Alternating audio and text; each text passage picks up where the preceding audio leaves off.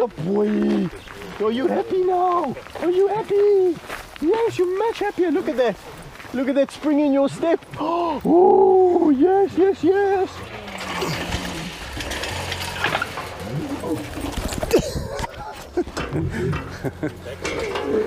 I do need back support.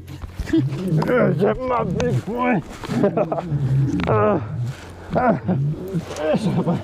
Oh, I can't do this with you anymore. You're too heavy.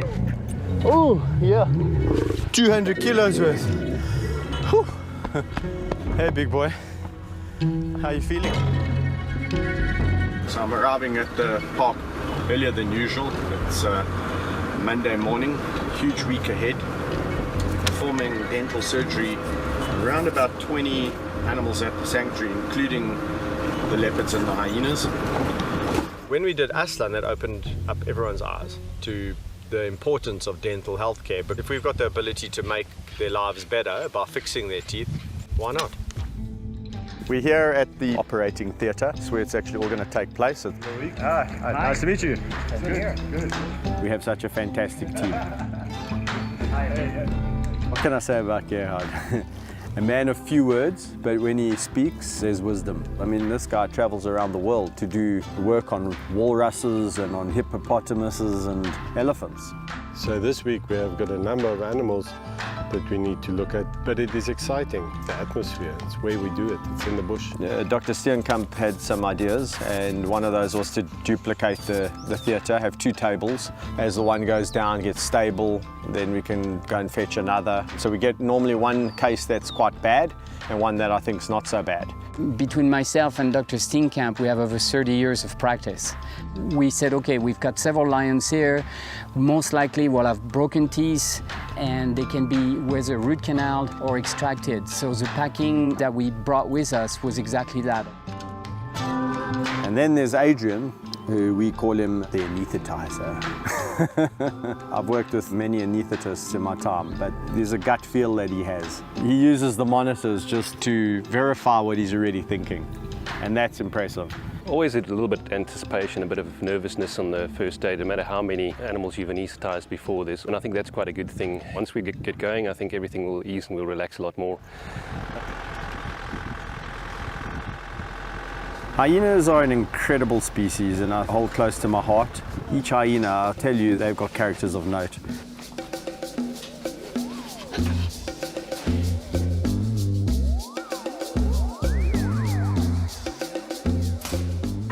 Thank you.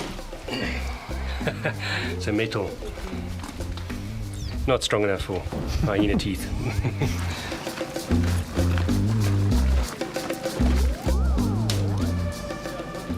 From a perspective of the dentition, obviously hyena's teeth are quite strong. So I'm really interested to see what they think of that. So this hyena, Gina, is probably one of the hyenas that I have a really, really good relationship with. Spanned now 15 years. So I've known her since she was a tiny little cub, before she became the top dog. And what's quite interesting is when you're romping around with her and play fighting, all the other hyenas, I think, look at you and think, yes, what is this weird creature got that we don't have? Because she rules with an iron fist. And yeah, there's definite fear that goes through that enclosure. If she doesn't like you, she picks on you. So we only have 4 leopards at the sanctuary. 2 that are needing teeth repair are Carl and Nikita. I've got a really good relationship with Nikita. She's just an amazing cat, really, really affectionate, and it's very, very strange for a leopard to be like that. Hello, my sweetie. The leopards are going to be pretty easy to dart. In fact, the female, I'll probably just give her an injection in her buttock. So the only reason I can do that is because she's been hand raised by me, and she's actually an incredible cat. You try this with Cole, the other male, he's probably going to swing around and swipe you in the face. So, and that's not going to end well for my face. Probably be an improvement. 2 root canals, 2 fractured teeth, so very similar to what we've been doing for the last few days. Once you have a fracture of a tooth, the most important bit is the pulp on the inside. Now if you see the white bit there, that is the enamel. and then all of this is root. I think we have an incisor that's busted as well. This was not like this a week ago. And that infection can then go all the way down this root and eventually even out into the surrounding bone, causing inflammation or infection into that bone, potentially causing an abscess. So our aim this week is to remove all of this, get to a healthy dentine, fill it with cement, the pink gutta perca, and then do a final restoration on the crown.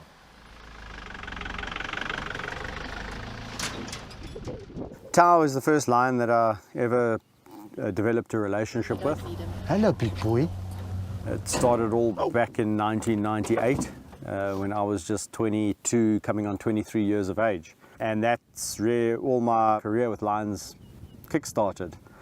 So my relationship with Tao has been incredible. It's gone through a full cycle. He's now an old man. There's several complications that one can expect when working with an older animal. You know, they're not as resilient as the younger cats. So we are a bit concerned that when you put him under, that there could be breathing problems or heart problems. The one thing that makes me more nervous than anything is those things I can't control, and that would be part of the anesthetics that makes you humble. Yeah, we can feel the hot breath coming out. I mean, the worst thing that can always happen is losing an animal under anesthetic, or something going wrong like that. Yeah. But fortunately, those kinds of cases really are few and far between. There's always the trade-off as to what do you do? Do you not put him under anesthetic and leave him with bad teeth, or do you take the risk and give him a better quality? You see his muscle tone is not as good as it used to be. 208 You can see he's very thin. The ribs are showing. 206 worn, like attrition. Can you just hang on a second? Just quiet for a second. You can stop breathing.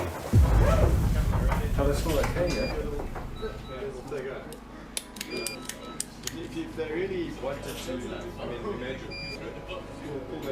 So heart rate is 48. Just give him a nice big slap on the chest there, Alex, just letting him to take a breath.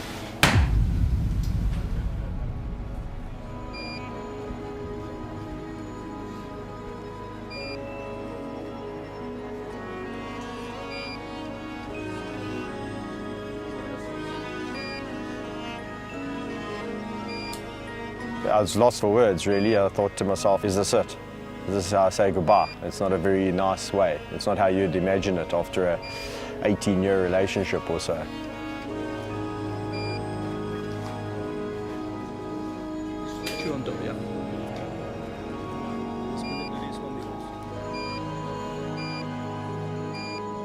We just had a moment there where, just as I was about to connect him up to the oxygen, he just stopped breathing for a lot longer than what I would be comfortable with.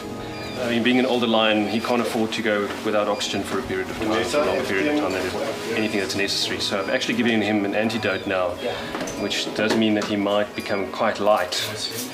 Okay. What do you got? Right? No, good. All's well that ends well. It's a bit of a scare. Always going for your head. 308's got a UCF. Preparation. I wouldn't hang around, get done what needs to be done.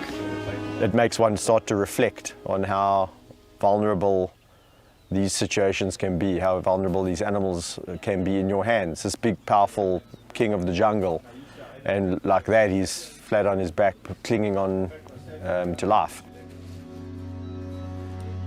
He did a lot more wear than we had from the one yesterday. The 11-year-old were much better dental-wise than this guy. But he's also a great grandfather.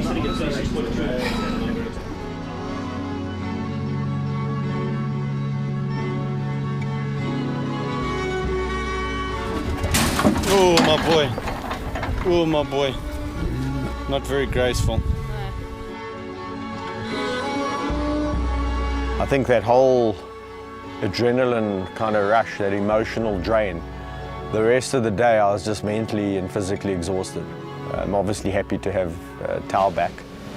A bit of a stressful day, a bit of an emotional day. Glad it's over.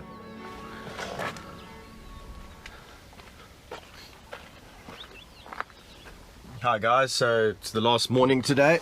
We're here at the farm. I'm just coming to collect the guys. Don't have such a hard morning. Just got to go and do some checkups on some of the animals, how they're faring. Oh my god! They do! Man, look at those teeth. Hello. Oh. Yeah, boy. He's got his attitude back, which is good. And I mean, hard to believe that he was a flat cat on the table where we thought, oh man, maybe this is the last. As I said to you, I told you, he's got a long time left in him. You know, I work with these animals on a daily basis, and I could see that these animals actually know that we've done something for, you know, bettering their way of life. Really not have hope for anything better. It went really, really well. Walking around, seeing those animals today, just to know how quickly they've recovered back to normal, really. It's just been fantastic. So Initially we were going to count the amount of root canals we did, but we decided to add them all together and look at the length of root canals we did. And at the end of the week we did 1.334 meters of root canals in a whole week. I'm sure that's a Guinness World Record. Where on earth do you get to do this? You know, that amount of predators in 1 week with those kind of people, that kind of experience in that room. If you take collectively everyone involved, it's just amazing. So definitely something that will go with me to the grave. I think if we each do what we can to help the animals as a collective, we're going to get very far.